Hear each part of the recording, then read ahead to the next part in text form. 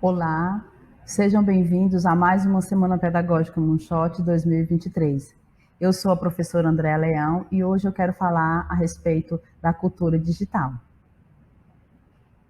O tema da minha palestra é Google Sites em sala de aula para promover engajamento e aprendizagem.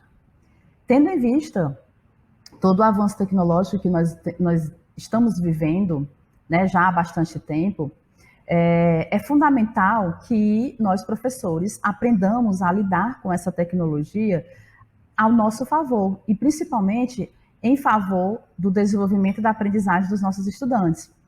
Então, nós precisamos nos lançarmos, né, com toda a garra, com toda a vontade de aprender, para nós inovarmos a nossa sala de aula e, dessa forma, fazer com que os nossos alunos eles se desenvolvam como pessoas, como profissionais. Principalmente, né, nesse período que nós estamos vivendo, um período de pós-pandemia, no qual nós precisamos reaprender a aprender, nós precisamos reaprender a trabalhar, como exercer a nossa profissão de educador, e também levando em consideração o aspecto emocional, principalmente dos nossos estudantes.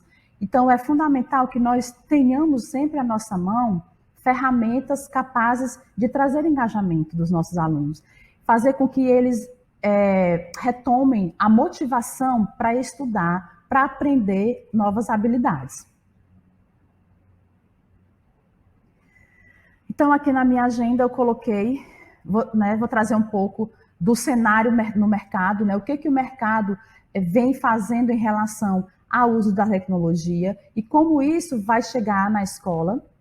Eu vou falar também sobre o histórico da cultura digital, quando começou, quando essa tecnologia ela passou a ser avançada de uma forma mais acelerada, como ela tem impulsionado a vida, nossa vida cotidiana, e como ela chegou na escola, como ela tem chegado na escola.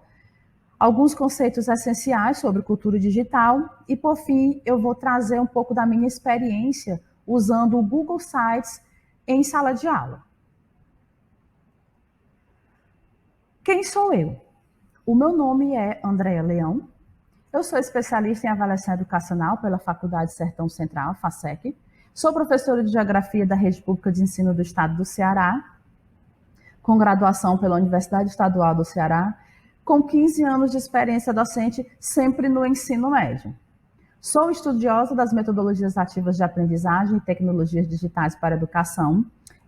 Sempre gostei de trazer novidades para a sala de aula, sempre gostei de fazer uma aula diferenciada, uma aula capaz de ser memorável para os alunos. E quando chegou a pandemia, eu passei a me debruçar ainda mais sobre esse assunto, sempre com o objetivo de trazer engajamento dos alunos e oportunizar para eles uma forma diferente de aprender, deles desenvolverem o seu próprio aprendizado.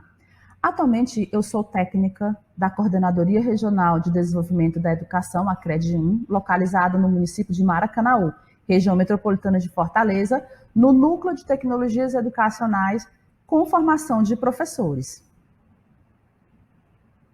Então, aqui, né, já quero destacar que é uma honra e um prazer estar participando da Semana Pedagógica Moonshot como palestrante. Eu venho acompanhando a Semana Pedagógica da Moonshot desde quando ela surgiu, no ano de 2020, como plateia, né, sempre assistindo às palestras maravilhosas, inclusive, né? Então, eu tenho me capacitado também através da Moonshot.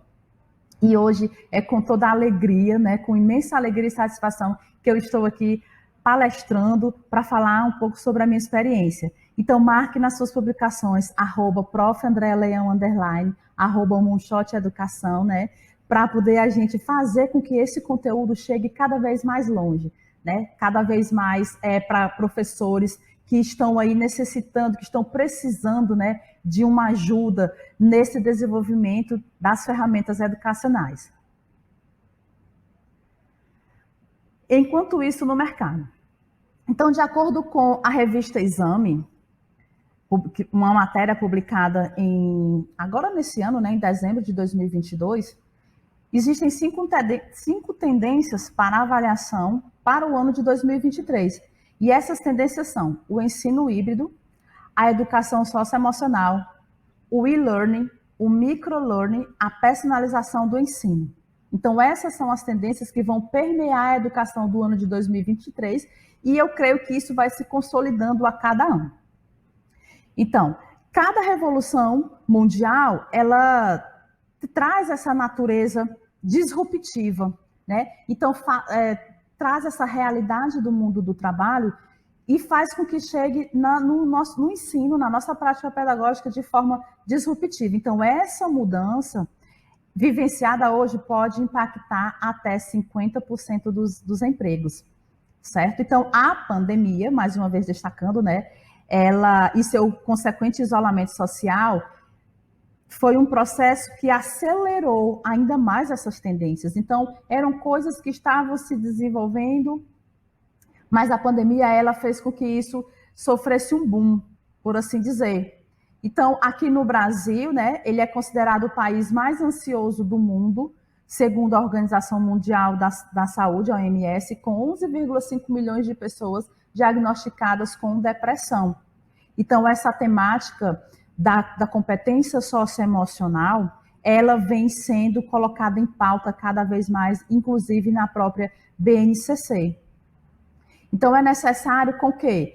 É necessário que nós, professores, aprendamos a nos desenvolver também no aspecto socioemocional, porque nós precisamos ter sempre em mente que a nossa missão é ajudar os nossos alunos a se desenvolverem profissionalmente, a desenvolver as suas habilidades. Então, junto com isso, precisamos também levar em consideração esse aspecto socioemocional dos nossos alunos. Então, um outro relatório do Future of Jobs revela que algumas habilidades se tornaram mais importantes no local de trabalho, como o pensamento crítico, a resolução de problemas, gestão de pessoas e a criatividade. Os empregadores, eles querem profissionais que entendam como tomar decisões difíceis e mostrar suas habilidades de liderança. Então, essa reportagem, ela vem destacando exatamente isso, que quanto mais o profissional, ele é habilitado, ele é capacitado para lidar com seus aspectos socioemocionais, aprender a lidar com críticas, ou mesmo a fazer suas críticas, mais esse mercado vai absorver esses profissionais. Então, é possível mapear 5 principais tendências do cenário educacional. O ensino personalizado, como estratégia que usa a tecnologia para considerar as características individuais de aprendizagem de cada aluno. O ensino híbrido, que é um formato, né, que foi adotado de forma emergencial aí desde o início da pandemia, mas que hoje ainda está sendo praticada. O e-learning, ou aprendizado eletrônico, que é uma modalidade de ensino à distância, e a educação socioemocional, que é uma das exigências da Base Nacional Comum Curricular. Ok? Então, dentro desse destaque que eu trouxe aqui, né, eu quero fazer essa reflexão. Não dá mais para nós simplesmente deixarmos essas mudanças acontecendo lá fora e a nossa sala de aula permanecer do mesmo jeito. A nossa prática pedagógica não sofrer essas mudanças que acontecem fora da sala de aula.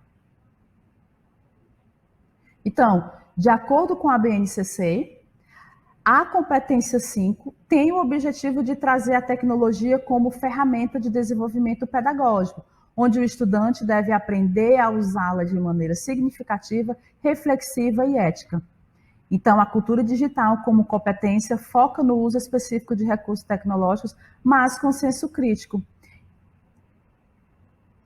O texto da BNCC, na competência 5, fala: compreender, utilizar e criar tecnologias digitais de informação e comunicação de forma crítica, significativa, reflexiva e ética nas diversas práticas sociais, incluindo as escolares, para se comunicar, acessar e disseminar informações, produzir conhecimentos, resolver problemas e exercer protagonismo e autoria na vida pessoal e coletiva. Então, a BNCC, como um documento norteador, orientador, ele vem trazendo essa realidade que não dá mais para negar. Então, isso implica o quê? O autodesenvolvimento do professor. Então, nós precisamos aprender a nos utilizarmos da cultura digital em prol do nosso trabalho ficar mais efetivo e eficiente e os nossos alunos conseguirem desenvolver as habilidades também descritas na própria BNCC. Então, a cultura digital, ela passou a ser chamada dessa forma bem recente, mas basicamente nós podemos dizer que ela surgiu com o desenvolvimento do primeiro computador ainda durante a Segunda Guerra Mundial.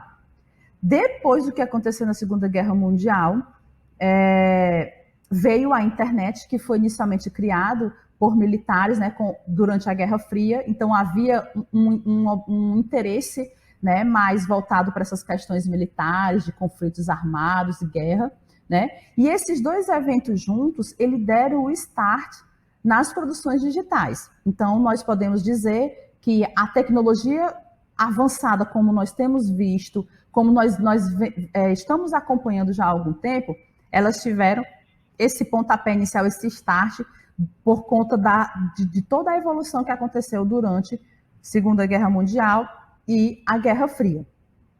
Mas, nas décadas de 1980 e 1990, durante essas duas décadas, a cultura digital ela se tornou mais acessível, né, com os computadores sendo utilizados para uso domiciliar, né, e para além das empresas, e também a internet ela se tornou popular. E aí, por que não comentar a respeito, né, do surgimento do telefone celular, né, os telefones móveis?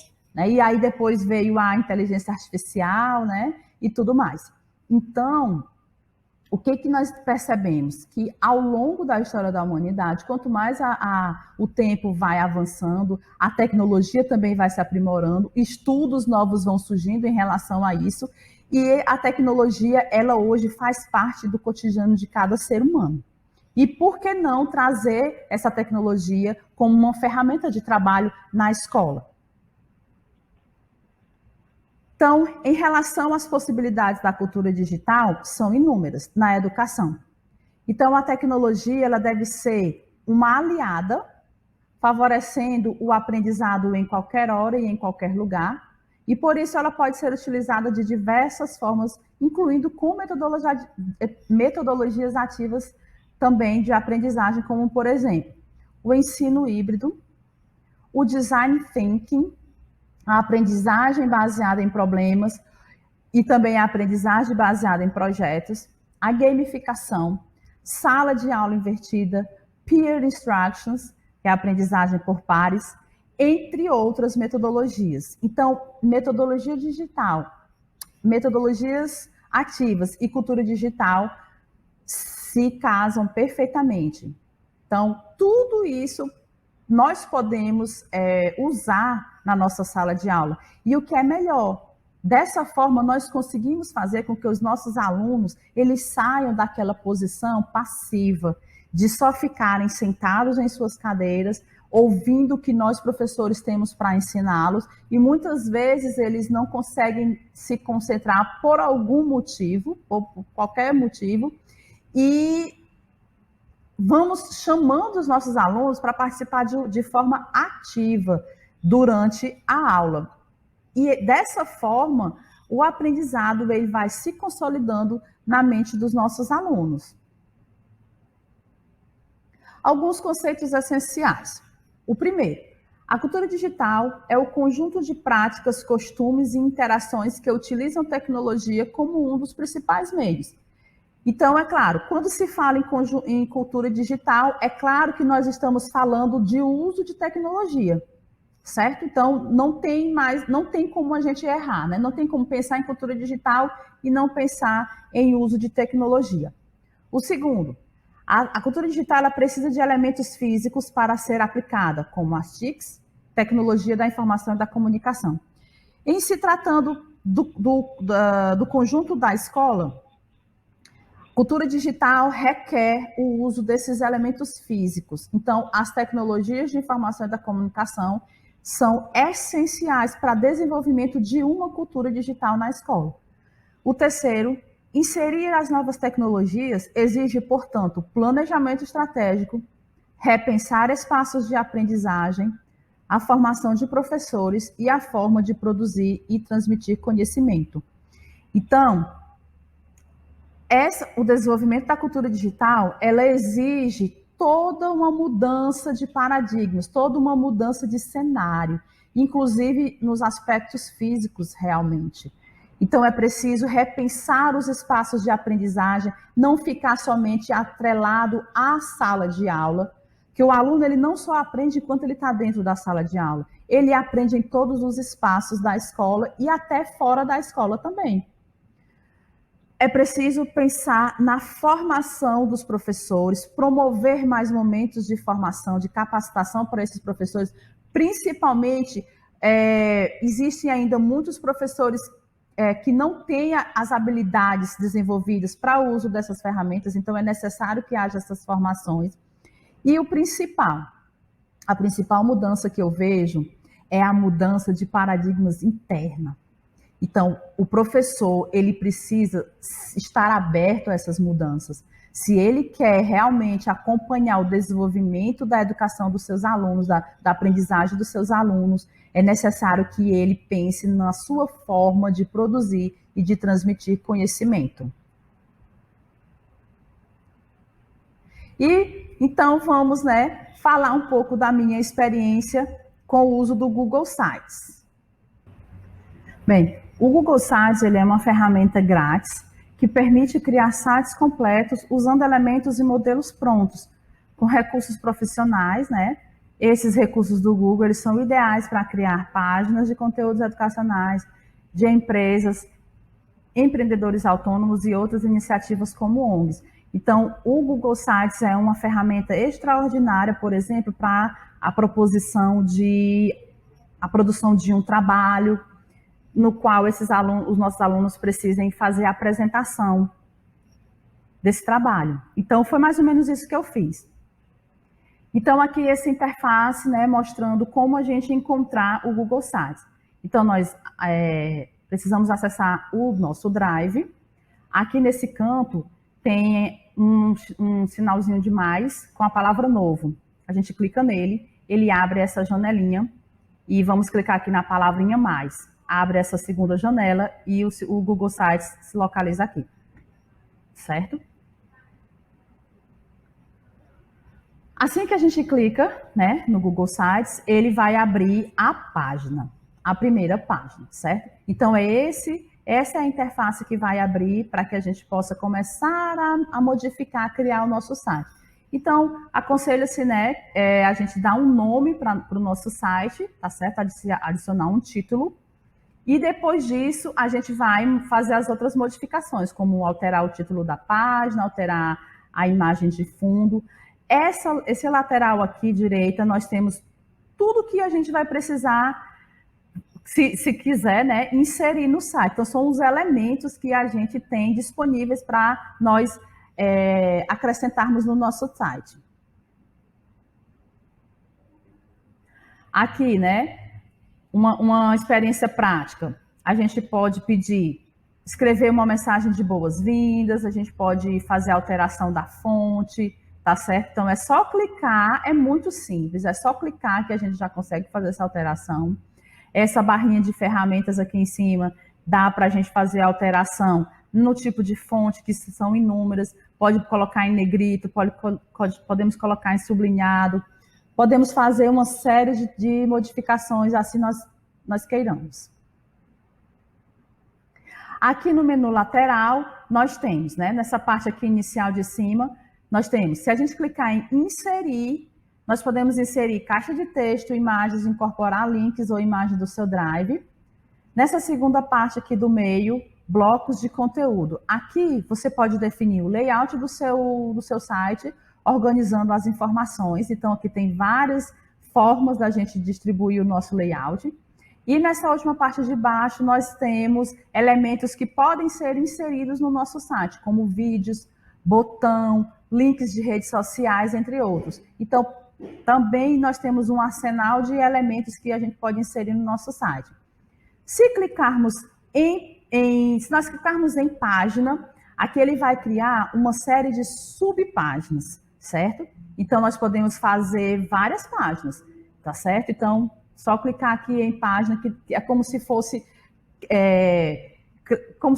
um subtema do nosso tema central, que é a primeira página do nosso site.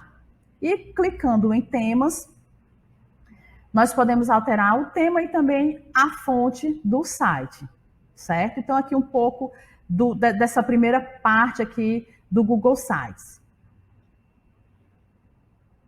Então, a proposta para a sala de aula. Então, assim, o Google Sites eu utilizei em turmas de terceiro ano, após ministrar o conteúdo sobre urbanização brasileira.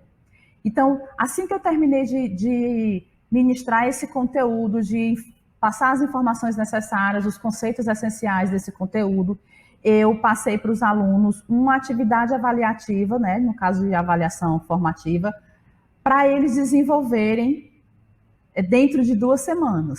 Então, em primeiro momento, era uma atividade que eles deveriam desenvolver em grupos, pedir para que eles formassem equipes de até 8 membros, 8 componentes, e cada grupo eu dividi um tema. O tema de cada equipe era sobre os problemas urbanos existentes no Brasil. E cada equipe ficou com um problema, certo? Então, foi assim que eu comecei a distribuir esse trabalho avaliativo, essa atividade avaliativa.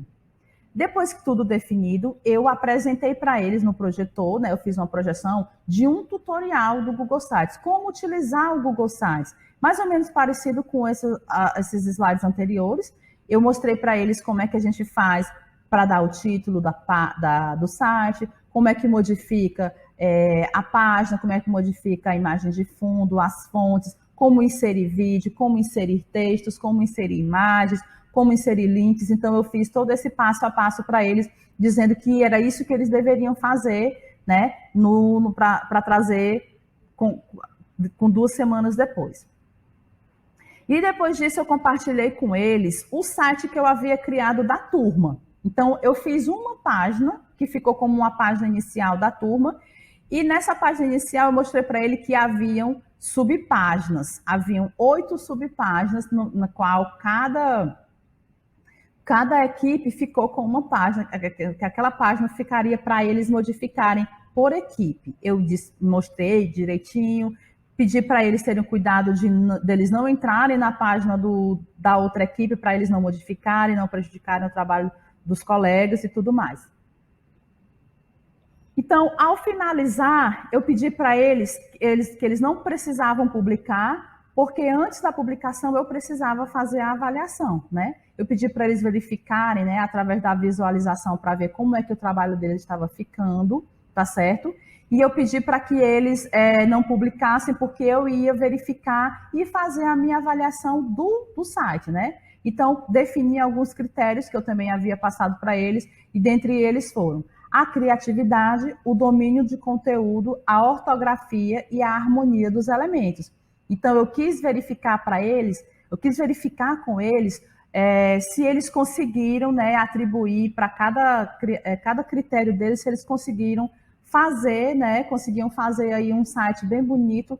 E não para minha surpresa, né, porque os alunos, a maioria sempre nos surpreendem bastante, os sites ficaram muito bonitos, certo? Eles capricharam realmente, e eles sempre estavam me consultando para pedir opinião, para ver essas questões das próprias informações, e eu ia dando as dicas para eles, orientando para eles fazerem um trabalho bem feito, porque quando eu terminei a minha avaliação, eu publicizei, né, eu publiquei o site deles no grupo da escola, de pais, né, e também dos professores, e todo mundo super elogiou, todo mundo ficou muito contente, né, os trabalhos, os próprios alunos, depois eles apresentaram esse trabalho em sala de aula, né, para cada equipe, e enfim, foi um sucesso.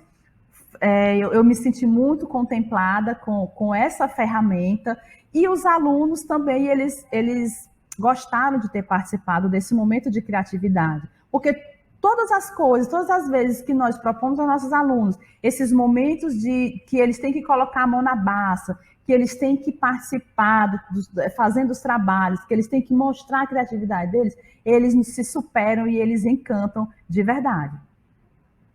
Aqui eu trouxe um modelo de um site que foi criado por outros alunos, não os do terceiro ano, mas alunos dos primeiros anos, que eles tiveram que desenvolver um site, né, no caso, de produzir aí esse trabalho a respeito dos índios.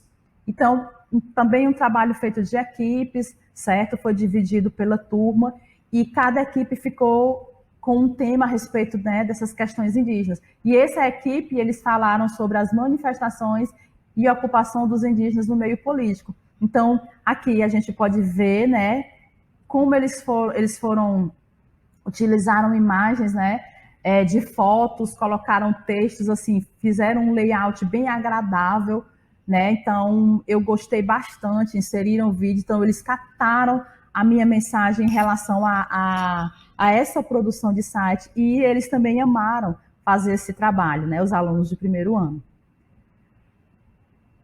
E, finalizando aqui, né, esse momento, eu destaco aqui uma frase de John Maeda, que ele fala: devemos investir em educação para desenvolver uma perspectiva mais híbrida para a criatividade no século XXI. Tecnologia, negócios, design. Então, nós precisamos investir nesse momento, em nós também, né, porque a gente precisa acompanhar essa evolução, nós não podemos mais ficar de fora, né, não cabe mais o professor que não tem aí as habilidades tecnológicas, pelo menos procurar desenvolver, não é isso? Porque o século XXI, ele está exigindo isso de nós. Então, a tecnologia agregada aos negócios e ao design. E dessa forma a gente vai ser um professor memorável, né? Que é isso que nós queremos ser, principalmente porque nós estamos ajudando os nossos alunos a se desenvolverem como pessoas também. Portanto, a tecnologia é uma realidade presente em toda a sociedade e, por isso, não poderia ficar de fora do processo de aprendizagem nas escolas, pois a transformação digital exige que tenhamos que ser cada dia melhores em todos os aspectos da educação. Então, eu quero deixar aqui a minha enorme gratidão, mais uma vez, em estar podendo falar sobre essa minha experiência. Eu espero poder contribuir de alguma forma para quem estiver participando da Semana Pedagógica. Eu deixo aqui os meus contatos, já destaco que eu tenho publicações, eu tenho publicado conteúdo nas minhas redes sociais sobre avaliação educacional e metodologias ativas de aprendizagem, tá certo? Então, mais uma vez aqui, eu deixo o meu Instagram, meu Facebook, o LinkedIn e o WhatsApp. Caso alguém tenha interesse em conversar comigo a respeito desses assuntos, é só chamar que eu terei maior prazer em atender. Mais uma vez, gratidão.